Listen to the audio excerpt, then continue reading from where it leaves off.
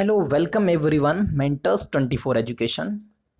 Students, today we will do our class 4th Hindi chapter 7 दान का हिसाब। क्लास 4 में कक्षा 4 में हिंदी में दान का हिसाब पाठ का आज हम आपको पिक्चर एंड ऑडियो क्रेडिट करके दिखाएंगे स्टूडेंट्स।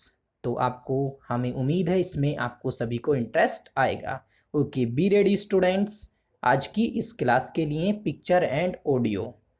यस, हम स्टार्ट करते हैं।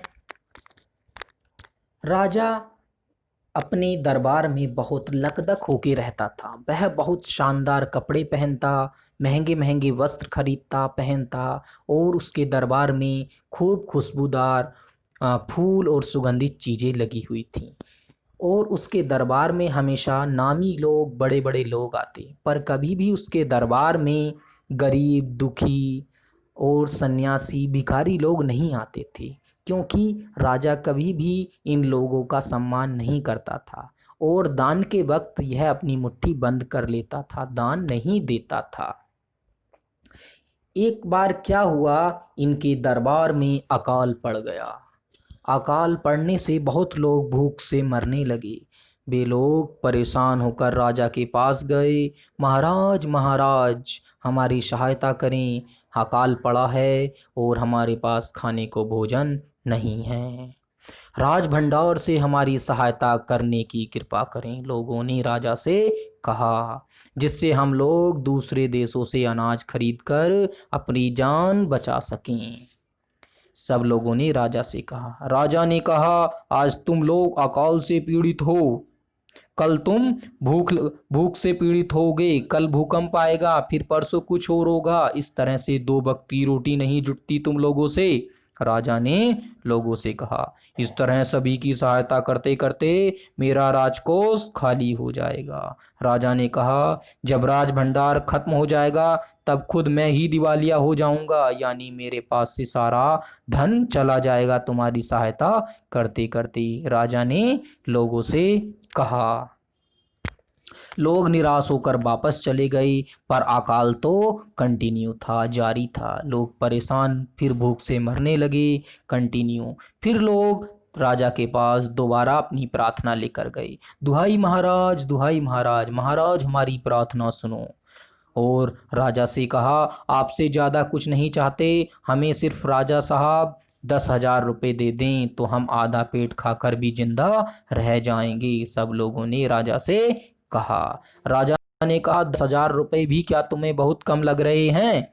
राजा ने लोगों से कहा, और उतने कष्ट से जीवित रहकर लाभ ही क्या है? राजा ने लोगों से कहा, अगर 10,000 रुपये मैं तुम्हें दे भी दूं और तुमको बहुत कम लग रहे हैं ये पैसे भी बहुत ज़्यादा हैं, और उतने कष्ट से फिर तुम भी जियोगे एक समय का खाना खाकर, तो ऐसे जीवित रहकर भी क्या फ़ायदा है? यानी राजा बहुत निर्दयी हैं।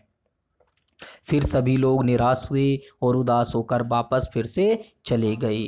कुछ लोगों ने राजा से कहा भी कि राजा साहब, आपके महल में बहुत सुंदर वस्तुएं लगी हुई हैं, बहुत राजा आपके राजमहल में पैसा भी है, लाखों रुपए भी हैं, उसमें से आप थोड़ा खर्च कर भी देंगे, अगर बहुत सारे में से 1 लोटा हमें दान दे भी देंगे तो आप पर कोई असर नहीं पड़ेगा। पर राजा ने उनकी एक बात नहीं सुनी और उन सबको डांट कर वहाँ से भेज दिया और कहा कि तुम लोगों ने मेरी नाक में दम कर रखा है। फिर लोग परेशान होकर वापस चले गए। उसके बाद उस राजा के महल में एक सन्यासी आए और सन्यासी ने आके राजा से कहा कि राजा साहब, मुझे आप दान दें। राजा से कहा, मुझे दान दो, मैंने सुना है आप बहुत दानी हो। सन्यासी ने राजा की झूठी प्रशंसा की। तो राजा ने सोचा, जरा पता तो चले तुम्हें क्या चाहिए। राजा ने सन्यासी से कहा, पता तो चले तुम्हें क्या चाहिए, अगर तुमको थोड़ा बहुत चाहिएगा तो मैं तुम्हें दे दूंगा। तो सन्यासी ने कहा, मेरा भिक्षा लेने का नियम इस प्रकार है। किस प्रकार है? किसने कहा? सन्यासी ने राजा से कहा, मेरा भिक्षा लेने का नियम इस प्रकार है, मैं पहले दिन जितना लेता हूँ, दूसरे दिन उसका दुगना लेता हूँ, तीसरे दिन फिर उसका दुगना लेता हूँ। तो सन्यासी ने राजा से कहा कि आप पहले दिन मुझे 1 रुपया दें, अगले दिन 2 रुपये देना, फिर अगले दिन आप मुझे 4 रुपये देना, फिर अगले दिन आप मुझे 8 रुपये देना, फिर अगले दिन मुझे 16 रुपये देना। इस तरह से सन्यासी ने कहा राजा से कि आप मुझे 20 दिन तक दुगना करके देते रहने का हुक्म दें।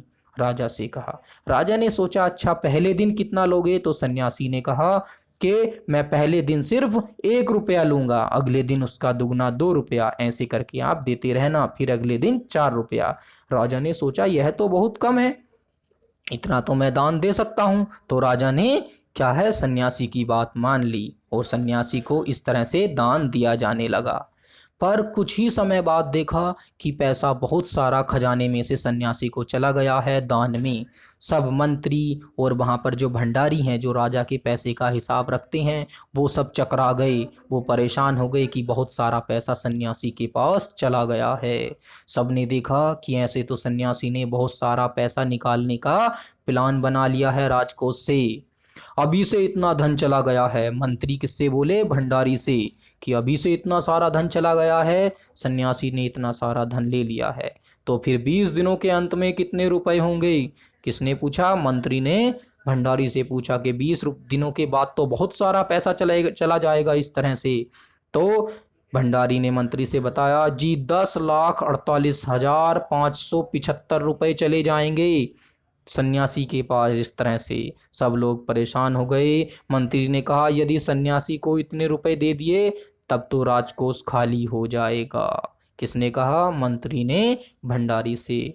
बहुत बहुत सब लोग बहुत परेशान हुए। राजा को बताया गया। राजा ने जब सुना तो राजा को चक्कर आ गया, वो बेहोश हो गया राजा। फिर राजा को जब होश आया तो सब लोग उस सन्यासी को बुलाने के लिए दौड़े। जैसे ही सन्यासी आया तो राजा महाराजा सब लोग सन्यासी के चरणों में गिर गए। तो यहाँ पर महाराज जो है राजा सन्यासी के चरणों में गिर गए और सन्यासी से कहा कि मुझे इस तरह जान माल से मत मारिए। क्या कहा राजा ने सन्यासी से? मुझे इस तरह से जान माल से मत मारिए। अगर इस तरह से आप मेरा सारा पैसा ले लोगे तो मैं तो अपना राजकाज चला नहीं पाऊंगा। ठीक है, मैं अपना राजपाट नहीं चला पाऊंगा। राजा ने सन्यासी के पैरों में गिरकर गिड़गिड़ाते हुए, प्रार्थना करते हुए, रोते हुए कहा। तब सन्यासी ने कहा जैसा सन्यासी से फिर राजा ने कहा जैसा भी हो आप मुझे इस वचन से मुक्त कर दें, इतना सारा पैसा मेरे राजकाज से ना लें वरना तो मैं दुविधा में पड़ जाऊंगा। किसने कहा? राजा ने सन्यासी से कि आप मुझे इस वचन से मुक्त कर दो, ये वचन मैं पूरा नहीं कर सकता। राजा ने किससे कहा? सन्यासी से। तो सन्यासी ने कहा फिर कि आपके राजकाज में क्या है, अकाल पड़ा है और आप उन लोगों की मदद के लिए पैसा नहीं दिया, तो अब आप मुझे उन लोगों की मदद के लिए 50,000 रुपये दे दो। जो लोग आपके राजकाज में अकाल से मर रहे हैं उनके लिए 50,000 रुपये मुझे दे दो। पहले तो राजा नहीं माना, फिर बाद में राजा मान गया कि ठीक है मैं 50,000 रुपये आपको देता हूँ। सन्यासी ने 50,000 रुपये ले जाकर लोगों में दे दिए जो अकाल से मर रहे थे। तो सब लोगों ने सुना कि राजा ने 50,000 रुपये हमें दान में दिए हैं, तो सब लोगों ने राजा की बहुत प्रशंसा की और कहा कि हमारे राजा तो कर्ण जैसे दानी हैं। यानी कर्ण जैसे दानी, महाभारत में कुंती के पुत्र कर्ण थे, वो बहुत दानी थे, तो उनसे कंपेयर किया सब लोगों ने। जब इन्होंने दान दिया राजा ने तो सब लोगों ने राजा की प्रशंसा की कि हमारे महाराज तो कर्ण जैसे दानी हैं। ठीक है, ठीक कि पर राजा पहले तो 50,000 रुपये देने के लिए तैयार नहीं हुआ था। सन्यासी से कहा था कि वो लोग तो सिर्फ 10,000 रुपये मांग रहे थे, पर सन्यासी ने कहा कि नहीं, अब मुझे 50,000 रुपये ही लूंगा मैं, अब 50,000 रुपये ही चाहिए। और 50,000 रुपये ले जाकर लोगों में दे दिए। सब लोगों ने राजा की जय जयकार की।